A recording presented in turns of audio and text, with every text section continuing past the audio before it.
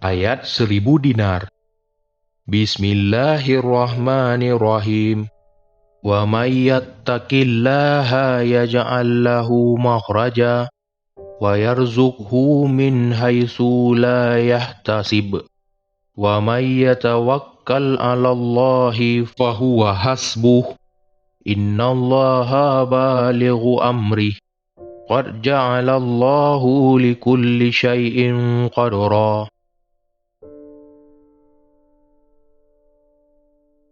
Artinya, dengan menyebut nama Allah yang Maha Pengasih lagi Maha Penyayang. Barang siapa bertakwa kepada Allah, niscaya Dia akan mengadakan baginya jalan keluar dan memberinya rezeki dari arah yang tiada disangka-sangkanya.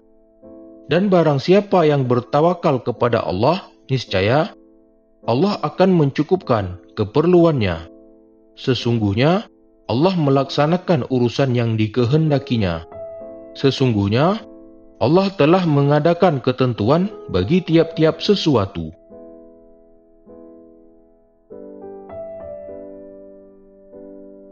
Keutamaan ayat 1000 dinar.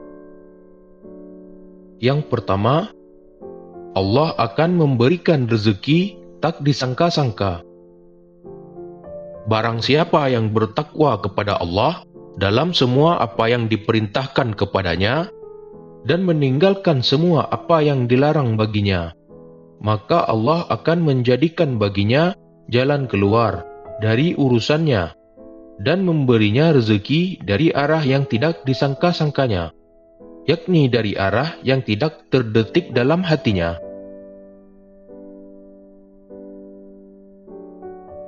Dalam kitab Musnad Imam Ahmad disebutkan bahwa dari Abu Dzar mengatakan bahwa Rasulullah Shallallahu Alaihi Wasallam telah bersabda, yang artinya, "Hai Abu Dzar, seandainya semua manusia mengamalkan ayat ini, yakni surah At-Talaq ayat 2 dan 3, niscaya mereka akan diberi kecukupan."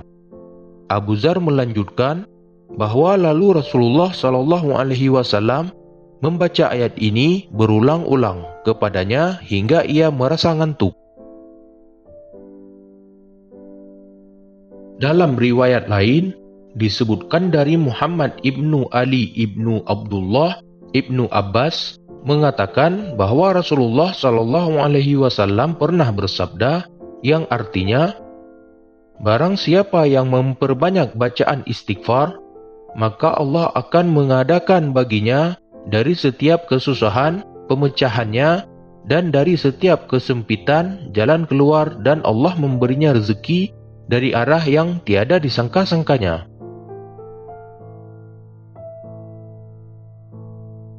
Yang kedua, dihilangkan kesusahan.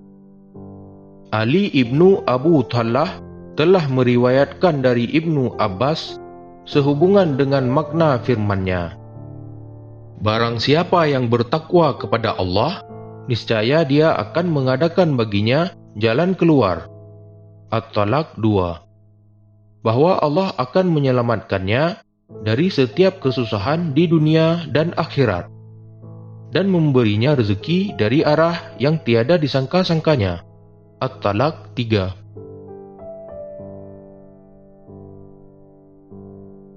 Dalam hadis yang diriwayatkan Imam Abu Hatim mengatakan bahwa Rasulullah Shallallahu Alaihi Wasallam telah bersabda, yang artinya, dari Imran ibnu Husain, yang mengatakan bahwa Rasulullah Shallallahu Alaihi Wasallam pernah bersabda, barang siapa yang menghabiskan seluruh waktunya untuk Allah, maka Allah akan memberinya kecukupan dari semua biaya dan memberinya rezeki dari arah yang tiada disangka-sangkanya.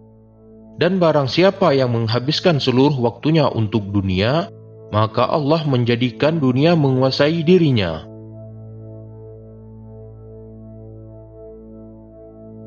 Yang ketiga, perintah berusaha, baru tawakal kepada Allah.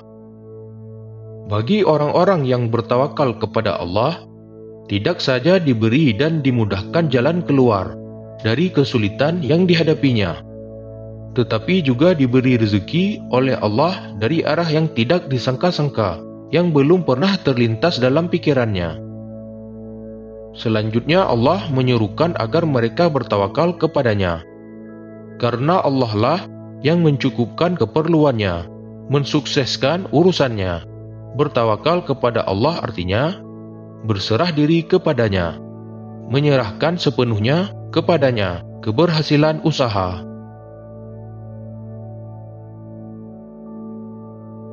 Diriwayatkan oleh Abdullah ibnu Mas'ud bahwa Rasulullah Shallallahu Alaihi Wasallam telah bersabda, yang artinya dari Abdullah ibnu Mas'ud yang mengatakan bahwa Rasulullah Shallallahu Alaihi Wasallam telah bersabda, barang siapa yang mempunyai suatu keperluan, lalu ia menyerahkannya kepada manusia, maka dapat dipastikan bahwa keperluannya itu tidak dimudahkan baginya.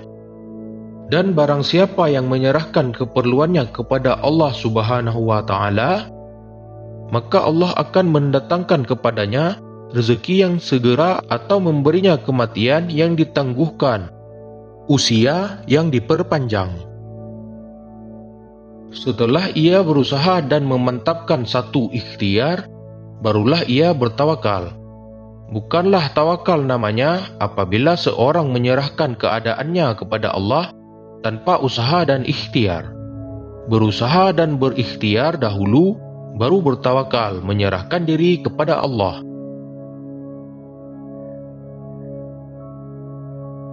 Pernah terjadi seorang Arab Badui berkunjung kepada Nabi di Madinah dengan mengendarai unta. Setelah orang Arab itu sampai ke tempat yang dituju, ia turun dari untanya lalu masuk menemui Nabi Muhammad SAW. Nabi bertanya, apakah unta sudah ditambatkan? Orang Badui itu menjawab, tidak, saya melepaskan begitu saja, dan saya bertawakal kepada Allah. Nabi SAW bersabda, tambatkan dulu untamu, baru bertawakal. Allah akan melaksanakan dan menyempurnakan urusan orang yang bertawakal kepadanya, sesuai dengan kodrat iradatnya, pada waktu yang telah ditetapkan, sebagaimana dijelaskan dalam firman-Nya, dan segala sesuatu ada ukuran di sisinya. Ar-Ra'd 13:8.